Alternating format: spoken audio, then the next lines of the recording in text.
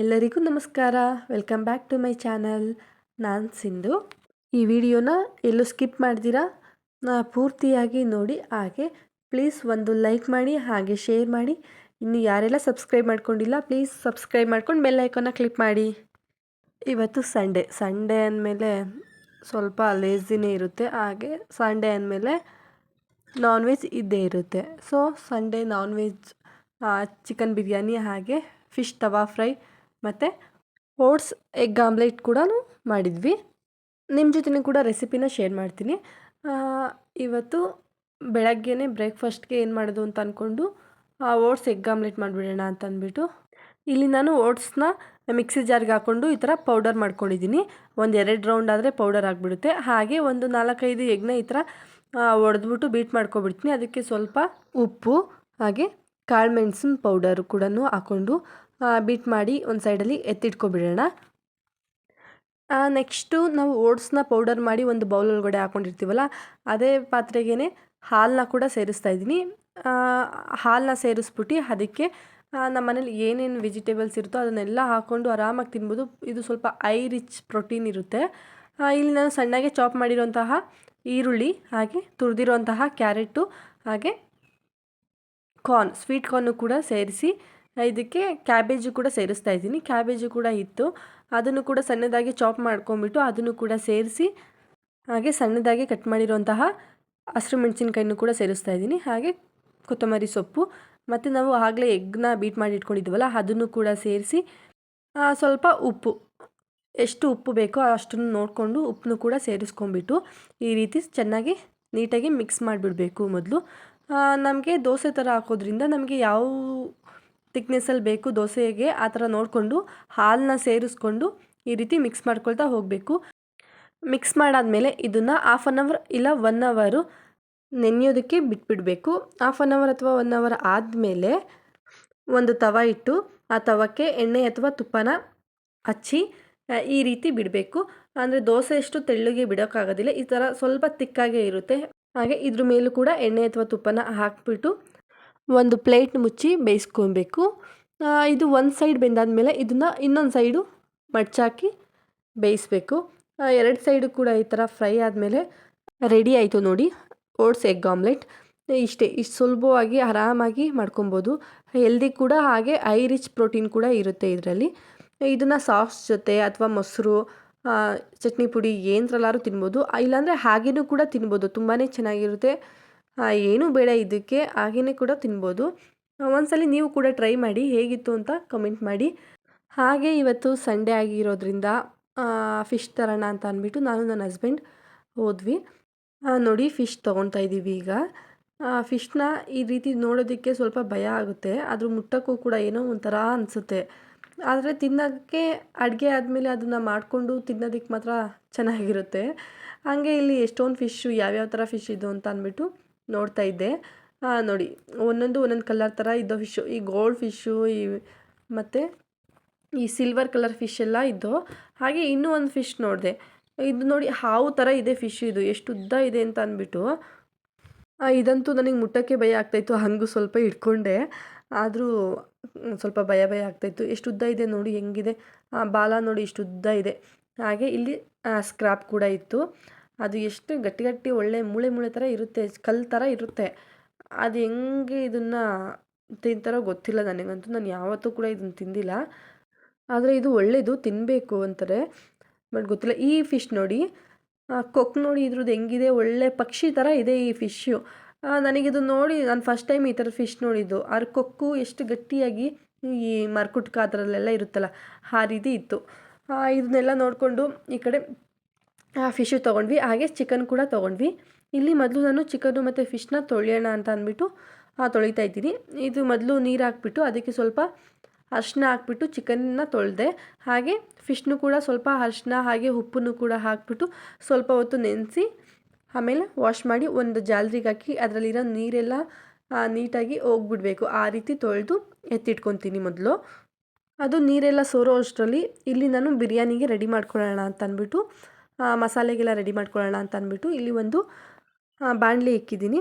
ಆ ಬಾಣಲಿಗೆ ಸ್ವಲ್ಪ ಬೆಣ್ಣೆ ಹಾಕ್ತೀನಿ. ಬೆಣ್ಣೆ ಹಾಕ್ಬಿಟ್ಟು ಅದು ಕರಗಾದ ಮೇಲೆ ಅದಕ್ಕೆ ಸ್ವಲ್ಪ ಒಂದು ಖಾರಕ್ಕೆ ಎಷ್ಟು ಬೇಕೋ ಅಷ್ಟು ನೋಡಿಕೊಂಡು ಹಸಿರು ಮೆಣಸಿನ್ಕಾಯಿನ ಸೇರಿಸ್ತಾ ಇದ್ದೀನಿ. ಹಾಗೆ ಕಸೂರಿ ಮೇಥಿ ಮತ್ತು ಮಾಮೂಲಿ ಬಿರಿಯಾನಿಗೆ ಹಾಕ್ತೀವಲ್ಲ ಸ್ಪೈಸಸ್ಸು, ಈ ಚಕ್ಕೆ ಲವಂಗ ಅವೆಲ್ಲನೂ ಕೂಡ ಹಾಕಿ ಅದನ್ನು ಕೂಡ ಸ್ವಲ್ಪ ಫ್ರೈ ಮಾಡಿ, ಹಾಗೆ ಒಂದು ಈರುಳ್ಳಿ ಮತ್ತು ಬೆಳ್ಳುಳ್ಳಿ ಹಾಗೆ ಕಾಳುಮೆಣಸು, ಶುಂಠಿ ಇಷ್ಟನ್ನು ಹಾಕಿ ಸ್ವಲ್ಪ ಫ್ರೈ ಮಾಡ್ಕೊಬೇಕು. ಅದು ಫ್ರೈ ಆದಮೇಲೆ ಇದಕ್ಕೆ ಕೊತ್ತಂಬರಿ ಸೊಪ್ಪು ಮತ್ತು ಪುದೀನ ಸೊಪ್ಪನ್ನು ಕೂಡ ಹಾಕಿ ಅದನ್ನು ಕೂಡ ಚೆನ್ನಾಗಿ ಸ್ವಲ್ಪ ಬಾಡಿಸ್ಕೊಬೇಕು. ಇದನ್ನೆಲ್ಲ ಬಾಡಿಸ್ಕೊಂಡು ಹಾಗೆ ಸ್ವಲ್ಪ ಗೋಡಂಬಿ ಮತ್ತು ತೆಂಗಿನಕಾಯಿ ತುರಿ ಇಷ್ಟನ್ನು ಸೇರಿಸ್ಕೊಂಡು ಅದನ್ನು ಕೂಡ ಸ್ವಲ್ಪ ಈ ರೀತಿ ಬಾಡಿಸ್ಕೊಬೇಕು. ಅದು ಎಲ್ಲ ಚೆನ್ನಾಗಿ ಫ್ರೈ ಆದಮೇಲೆ ಇಲ್ಲಿ ಹಾಗೆ ಒಂದು 2 ಟೊಮೊಟೊನು ಕೂಡ ಸೇರಿಸ್ತಾ ಇದ್ದೀನಿ. ಅದು ಕೂಡ ಚೆನ್ನಾಗಿ ಸಾಫ್ಟಾಗಿ ಫ್ರೈ ಆಗಬೇಕು. ಎಲ್ಲ ಫ್ರೈ ಆದಮೇಲೆ ಆರಲಿಕ್ಕೆ ಬಿಡಬೇಕು. ಅದು ಆರಿದ್ಮೇಲೆ ಇದನ್ನು ರುಬ್ಕೊಂಡ್ರೆ ಮಸಾಲೆ ರೆಡಿ ಆಗಿಬಿಡುತ್ತೆ. ಸೊ ಈ ಮಸಾಲೆನ ನಾವು ಚೆನ್ನಾಗಿ ಮಾಡ್ಕೊಂಡ್ಬಿಟ್ರೆ ಬಿರಿಯಾನಿ ಕೂಡ ಚೆನ್ನಾಗಿ ಬಂದೇ ಬರುತ್ತೆ. ಇಲ್ಲಿ ನಾನು ಕುಕ್ಕರಲ್ಲೇ ಮಾಡ್ತಾಯಿದ್ದೀನಿ. ಒಂದು ಕುಕ್ಕರ್ ತೊಗೊಂಡು ಅದಕ್ಕೆ ಬೆಣ್ಣೆ ಮತ್ತು ಎಣ್ಣೆನ ಸೇರಿಸ್ತಾ ಇದ್ದೀನಿ.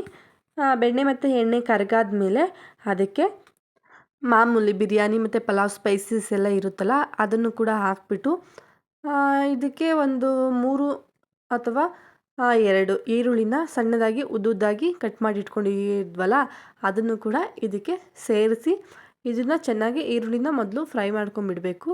ಈರುಳ್ಳಿ ಚೆನ್ನಾಗಿ ಫ್ರೈ ಆದಮೇಲೆ ನಾವು ತೊಳೆದು ಇರೋವಂತಹ ಚಿಕನ್ನ ಕೂಡ ಸೇರಿಸ್ತಾ ಇದ್ದೀನಿ. ಈ ಚಿಕನಲ್ಲಿ ಸ್ವಲ್ಪನೂ ನೀರು ಇರೋದಿಲ್ಲ. ಆ ರೀತಿ ನೀರನ್ನ ಡ್ರೈ ಮಾಡ್ಕೊಂಬಿಟ್ಟು ಈಗ ಚಿಕನ್ನ ಸೇರಿಸಿ ಇದನ್ನು ಕೂಡ ಎಣ್ಣೆಲೇ ಸ್ವಲ್ಪ ಈ ಥರ ಫ್ರೈ ಮಾಡ್ಕೊಂಬಿಡಬೇಕು. ಇಲ್ಲಿ ನಾನು ಸ್ವಲ್ಪ ಅರಿಶಿನನೂ ಕೂಡ ಸೇರಿಸ್ಕೊಂಡ್ಬಿಡ್ತೀನಿ.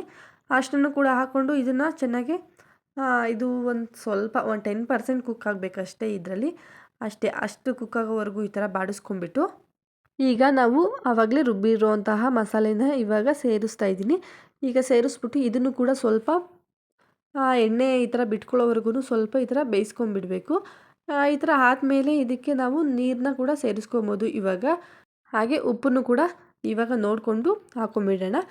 ಉಪ್ಪೆಲ್ಲ ಹಾಕ್ಕೊಂಡಾದ್ಮೇಲೆ ನಾವೀಗ ಎಷ್ಟು ಅಕ್ಕಿ ಹಾಕ್ಕೊಂಡಿರ್ತೀವೋ ಅದಕ್ಕೆ ಡಬಲ್ ಅಷ್ಟು ನೀರು ಹಾಕ್ಕೊಳ್ತೀವಲ್ವ, ಸೇಮ್ ಅದೇ ಥರ ಹಾಕ್ಕೊಂಡು ಇದು ಸ್ವಲ್ಪ ಒಂದು 2 ಕುದಿ ಬರೋವರೆಗೂ ಕುದಿಸ್ಕೊಂಡು ಅದಾದಮೇಲೆ ಇದಕ್ಕೆ ಅಕ್ಕಿ ಸೇರಿಸಿ ನಾನಿಲ್ಲಿ ಕುಕ್ಕರ್ನ ಕ್ಲೋಸ್ ಮಾಡ್ತೀನಿ. ಇಲ್ಲೂ 2 ವಿಷಿಲ್ ಬರೆಸ್ಕೊತೀನಿ ಅಷ್ಟೇ. ಅಷ್ಟರಲ್ಲಿ ರೆಡಿ ಆಗಿಬಿಡುತ್ತೆ. ನೋಡಿ ರೆಡಿ ಆಯಿತು. ಇದು ಕುಕ್ಕರಲ್ಲಿ ಮಾಡಿದ್ರೆ ಇದೇ ಪ್ರಾಬ್ಲಮ್ಮು, ಈ ಥರ ತಿರುಗಿಸ್ಬೇಕು. ಮತ್ತು ಸ್ವಲ್ಪ ಪೀಸಸ್ ಎಲ್ಲ ಮೇಲೆ ಬಂದುಬಿಟ್ಟಿರುತ್ತೆ. ಅದಕ್ಕೆ ಎಲ್ಲನೂ ಮಿಕ್ಸ್ ಮಾಡೋದಕ್ಕೆ ಈ ಥರ ಸ್ವಲ್ಪ ನಿಧಾನವಾಗಿ ತಿರುಗಿಸ್ಬೇಕು ಅಷ್ಟೇ. ಇದು ತಪ್ಪಲೆಯಲ್ಲಿ ಏನಾದರೂ ಪಾತ್ರೆಯಲ್ಲಿ ಮಾಡಿದ್ರೆ ಈ ರೀತಿ ತೊಂದರೆ ಆಗೋದಿಲ್ಲ. ಪಾತ್ರೆಯಲ್ಲಿ ಆರಾಮಾಗಿ ಅದೇ ಮಿಕ್ಸ್ ಆಗಿಬಿಟ್ಟಿರುತ್ತೆ. ಈ ಕುಕ್ಕರಲ್ಲಿ ಮಾಡೋದ್ರಿಂದ ಕೊನೆಗೆ ಈ ಥರ ಮಿಕ್ಸ್ ಮಾಡ್ಕೊಂಬಿಟ್ರೆ ರೆಡಿ ಆಗುತ್ತೆ ಅಷ್ಟೇ. ಬಟ್ ಟೇಸ್ಟ್ಗೆ ಯಾವುದೇ ಪ್ರಾಬ್ಲಮ್ ಇರೋದಿಲ್ಲ. ತುಂಬಾ ಚೆನ್ನಾಗಿ ಬಂದಿತ್ತು. ಒಂದ್ಸಲ ನೀವು ಕೂಡ ಟ್ರೈ ಮಾಡಿ ನೋಡಿ ಹೇಗೆ ಬಂದಿತ್ತು ಅಂತ. ಹಾಗೆ ಕಮೆಂಟ್ ಮಾಡಿ. ನಿಮಗೂ ಕೂಡ ನಿಜವಾಗ್ಲೂ ಇದು ಇಷ್ಟ ಆಗ್ಬೋದು. ನಮಗಂತೂ ಮನೇಲಿ ಎಲ್ರಿಗೂ ತುಂಬಾ ಇಷ್ಟ ಆಯಿತು. ನೀವು ಕೂಡ ಒಂದ್ಸಲ ಟ್ರೈ ಮಾಡಿ. ಹಾಗೆ ಇಲ್ಲಿ ನಾನು ಫಿಶ್ ತವಾ ಫ್ರೈಗೆ ಮನೆಯಲ್ಲೇ ಮಸಾಲೆನ ರೆಡಿ ಮಾಡ್ಕೊತಾ ಇದ್ದೀವಿ. ಹೊರಗಡೆಯಿಂದ ತಂದಿರೋ ಪೌಡರ್ನೇನು ಹಾಕ್ತಿಲ್ಲ. ಏನಿಲ್ಲ, ಆರಾಮಾಗಿ ಮಾಡ್ಕೊಬೋದು. ಶುಂಠಿ ಬೆಳ್ಳುಳ್ಳಿ ಪೇಸ್ಟ್ ಮಾಮೂಲಿ ಹಾಕ್ಕೊತೀವಲ್ವ ಅದೇ ಶುಂಠಿ ಬೆಳ್ಳುಳ್ಳಿ, ಹಾಗೆ ಖಾರಕ್ಕೆ ಮೆಣಸಿನ್ಕಾಯಿನ ಹಾಕ್ತಾಯಿದ್ದೀನಿ. ಇಲ್ಲಿ ಹಣ್ಣು ಮೆಣಸಿನ್ಕಾಯಿನ ಹಾಕಿದ್ದೀನಿ ಕಲರ್ ಚೆನ್ನಾಗಿ ಬರುತ್ತೆ ಅಂತ. ಹಾಗೆ ಈರುಳ್ಳಿ ಮತ್ತು ಕೊತ್ತಂಬರಿ ಸೊಪ್ಪು, ಹಾಗೆ ಪುದೀನ, ಹಾಗೆ ಇಲ್ಲಿ ಬ್ಯಾಡಗಿ ಮೆಣಸಿನ್ಕಾಯಿನ ಸ್ವಲ್ಪ ಹೊತ್ತು ನೆನೆಸಿ ಅದನ್ನು ಕೂಡ ರುಬ್ಬೋದಕ್ಕೆ ಸೇರಿಸ್ತಾ ಇದ್ದೀನಿ. ಚೆನ್ನಾಗಿ ಕಲರ್ ಕೂಡ ಬರುತ್ತೆ ಅನ್ನೋದಕ್ಕೋಸ್ಕರ ಅಷ್ಟೇ. ಇದನ್ನು ಚೆನ್ನಾಗಿ ನುಣ್ಣಗೆ ಪೇಸ್ಟ್ ಮಾಡ್ಕೊಬೇಕು. ತರಿಯಾಗೆಲ್ಲ ಪೇಸ್ಟ್ ಮಾಡ್ಕೊಬೇಡಿ. ಸ್ವಲ್ಪ ನುಣ್ಣಗೆ ಮೊಸರು ಹಾಕ್ಕೊಂಡು ಪೇಸ್ಟ್ ಮಾಡ್ಕೊತೀನಿ. ನೀರೆಲ್ಲ ಏನೂ ಹಾಕೋದಿಲ್ಲ. ಮೊಸರು ಇಲ್ಲಾಂದರೆ ಮೊಟ್ಟೆ ಆ ಥರದ್ದು ಏನಾದ್ರು ಹಾಕ್ಕೊಂಡು ಪೇಸ್ಟ್ ಮಾಡ್ಕೊಬೋದು.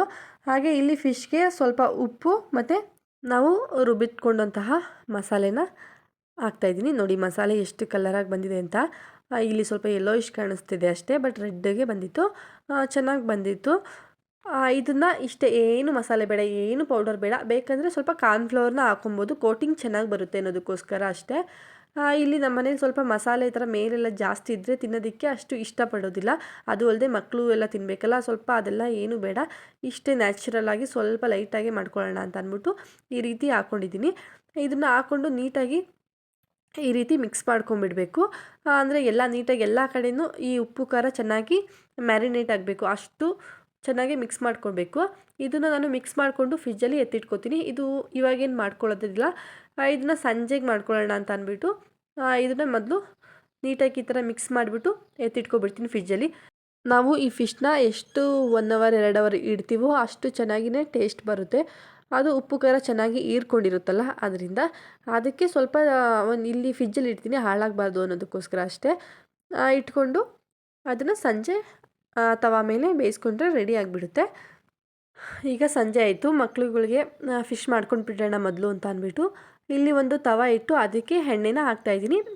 ಈ ರೀತಿ ಒಂದು 2 ಸ್ಪೂನಷ್ಟು ಎಣ್ಣೆ ಹಾಕಿ ಫುಲ್ಲು ತವಾಗೆಲ್ಲ ಆಗೋ ಥರ ಎಣ್ಣೆನ ಹಚ್ಬಿಟ್ಟು ಇಲ್ಲಿ ಎಣ್ಣೆ ಸ್ವಲ್ಪ ಬಿಸಿ ಆದಮೇಲೆ ಮಧ್ಯಾಹ್ನನೇ ಮ್ಯಾರಿನೇಟ್ ಮಾಡಿಟ್ಟಿರೋಂತಹ ಫಿಶ್ನ ಇಲ್ಲಿ ತವಾ ಮೇಲೆ ಹಾಕ್ತಾಯಿದ್ದೀನಿ. ಇದು ತವಾ ಮೇಲೆ ಹಾಕಿಬಿಟ್ಟು ಮೇಲೆ ಬೇಕಾದರೆ ಎಣ್ಣೆ ಹಾಕ್ಕೋಬೋದು, ಕೆಳಗೆ ಸ್ವಲ್ಪ ಜಾಸ್ತಿ ಹಾಕಿದರೆ ಮೇಲೇನು ಎಣ್ಣೆ ಬೇಡ. ಎಣ್ಣೆ ಸ್ವಲ್ಪ ಕಮ್ಮಿ ಆಯಿತು ಅಂದರೆ ಮೇಲೆ ಸ್ವಲ್ಪ ಎಣ್ಣೆ ಹಾಕ್ಬಿಟ್ಟು ಒಂದು ಪ್ಲೇಟ್ನ ಮುಚ್ಚಿಬಿಟ್ಟು ಈ ರೀತಿ ಮೊದಲು ಸಣ್ಣ ಉರಿಲಿ ಬೇಯಿಸ್ಕೊಂಡ್ಬಿಡ್ತೀನಿ. ಆಮೇಲೆ ಅದನ್ನು ಮಡ್ಚಾದ್ಮೇಲೆ ಐ ಫ್ಲೇಮಲ್ಲಿ ಬೇಯಿಸ್ಕೊತೀನಿ. ಸಣ್ಣ ಉರಿಲಿ ಬೇಯಿಸ್ಕೊಳ್ಳೋದ್ರಿಂದ ಫಿಶ್ಶು ಎಲ್ಲ ಕಡೆಯೂ ಚೆನ್ನಾಗಿ ಬೆಂದಿರುತ್ತೆ. ಐ ಫ್ಲೇಮಲ್ಲಿ ಇಟ್ಬಿಟ್ರೆ ಮೊದಲೇ ಬೇಗ ಸೀದೋಗ್ಬಿಡುತ್ತೆ, ಫಿಶ್ಶು ಅಷ್ಟು ಚೆನ್ನಾಗಿ ಬೆಂದಿರಲ್ಲ. ಫಸ್ಟು ಸಣ್ಣ ಉರಿಲಿ ಬೇಯಿಸ್ಕೊಂಬಿಟ್ಟು ಆಮೇಲೆ ಈ ರೀತಿ ಮಡ್ಚಾಕ್ಬಿಟ್ಟು ಐ ಫ್ಲೇಮಲ್ಲಿ ಇಟ್ಟು ಬೇಯಿಸ್ಕೊತೀನಿ. ಅಷ್ಟು ಮಾಡಿಕೊಂಡ್ರೆ ರೆಡಿ ಆಗಿಬಿಡುತ್ತೆ ಫಿಶ್ಶು. ನೋಡಿ, ಇದು ಮಕ್ಕಳಿಗೆ ಫಸ್ಟ್ ಮಾಡ್ತಾಯಿದ್ದೀನಿ. ಇದಕ್ಕೆ ಸ್ವಲ್ಪ ಖಾರ ಕಮ್ಮಿ ಇರಲಿ ಅಂತ ಅಂದ್ಬಿಟ್ಟು ನಾನು ಮತ್ತೆ ಖಾರನ ಹಚ್ಚುತ್ತಿಲ್ಲ. ಇದನ್ನು ಇದೇ ರೀತಿ ಮಾಡಿ ಮೊದಲು ಮಕ್ಕಳಿಗೆ ಅಂತ ಎತ್ತಿಕ್ಬಿಡ್ತೀನಿ. ನೋಡಿ ಎಷ್ಟು ಚೆನ್ನಾಗಿ ಬೆಂದಿದೆ ಅಂತ. ಜಾಸ್ತಿ ಎಲ್ಲ ಏನು ಮಸಾಲೆ ಮೇಲೆಲ್ಲ ಕೋಟಾಗಿ ಕೂತಿಲ್ಲ. ಮಕ್ಕಳಿಗೆ ಬರೀ ವೈಟ್ ಆ ಥರದ್ದೇ ತಿನ್ನಿಸೋದ್ರಿಂದ ಜಾಸ್ತಿ ಮಸಾಲೆ ಎಲ್ಲ ಏನೂ ಹಾಕಿಲ್ಲ. ಬೇಕಂದರೆ ಕಾರ್ನ್ಫ್ಲೋರು ಸ್ವಲ್ಪ ಮೈದಾ ಹಾಕ್ಕೊಂಡ್ರೆ ಆರಾಮಾಗಿ ಮೇಲೆ ಕೋಟಿಂಗ್ ಅದಾಗದೇ ಬಂದುಬಿಡುತ್ತೆ. ಅದಾದಮೇಲೆ ಮಕ್ಕಳಿಗೆ ಎತ್ತಿಟ್ಬಿಟ್ಟು ಇಲ್ಲಿ ನಮಗೆ ಅಂತ ಹಾಕ್ಕೊತಾ ಇದ್ದೀನಿ. ಮೊದಲು ನಾನು ಕೂಡ ಎಣ್ಣೆನ ಮೊದಲು ಹಾಕಿಬಿಟ್ಟು ಅದ್ರ ಮೇಲೆ ಈಗ ಫಿಶ್ ಹಾಕ್ಬಿಟ್ಟು ಪ್ಲೇಟ್ ಮುಚ್ಚಿ ಮಾಮೂಲಿ ಬೇಯಿಸ್ಕೊತೀನಿ.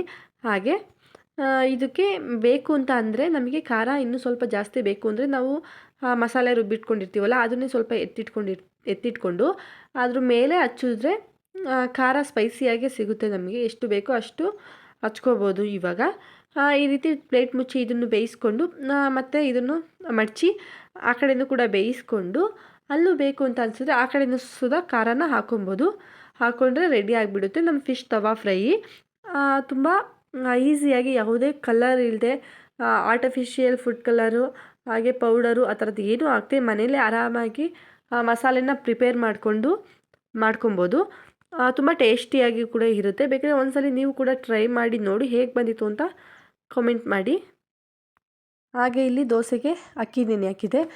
ಮಕ್ಕಳು ಮಸಾಲೆ ದೋಸೆ ಬೇಕು ಅಂತ ಅಂತಿದ್ರು ಅಂತ ಅಂದ್ಬಿಟ್ಟು ಇಲ್ಲಿ ದೋಸೆಗೆ ಅಕ್ಕಿ ನೆನೆ ಹಾಕಿದ್ನಲ್ಲ ಅದು ಕೂಡ ಹಾಗೆ ರುಬ್ಕೊತಾ ಇದ್ದೀನಿ. ಇಲ್ಲಿ ಒಂದೊಂದು ಕೆಲಸ ಮಾಡ್ಕೊಳ್ತಾ ಇಲ್ಲಿ ಒಂದೊಂದು ಕೆಲಸ ಮಾಡ್ಕೊಂಬಿಟ್ರೆ ಬೇಗನೆ ಕೆಲಸ ಮುಗಿಯುತ್ತೆ, ಈಸಿಯಾಗೂ ಕೂಡ ಆಗಿಬಿಡುತ್ತೆ. ಸೊ ಅಲ್ಲಿ ಫಿಶ್ನ ತವಾ ಮೇಲೆ ಹಾಕ್ಬಿಟ್ಟು ಇಲ್ಲಿ ಹಿಟ್ಟನ್ನು ಕೂಡ ರುಬ್ಬಿ ಎತ್ತಿಟ್ಕೊಂಡ್ಬಿಡ್ತೀನಿ. ಹಿಟ್ಟನ್ನ ಕೂಡ ರುಬ್ಬಿ ಉಪ್ಪನ್ನು ಕೂಡ ಇವಾಗಲೇ ಸೇರಿಸ್ಬಿಡ್ತೀನಿ. ಉಪ್ಪನ್ನ ಸೇರಿಸ್ಬಿಟ್ಟು ಇಟ್ಬಿಡ್ತೀನಿ. ನಾನು ಬೆಳಗ್ಗೆಗೇನು ಮತ್ತು ಉಪ್ಪೆಲ್ಲ ಏನೂ ಹಾಕೋದಿಲ್ಲ. ಹಾಗೆ ನಾವು ಒಂದು ಪಾತ್ರೆಗೆ ಹಿಟ್ಟು ಹಾಕಿರ್ತೀವಲ್ಲ ಅದು ಉಬ್ಬಿ ಕೆಳಗೆ ಬರೋ ಚಾನ್ಸಸ್ ತುಂಬಾ ಇರುತ್ತೆ.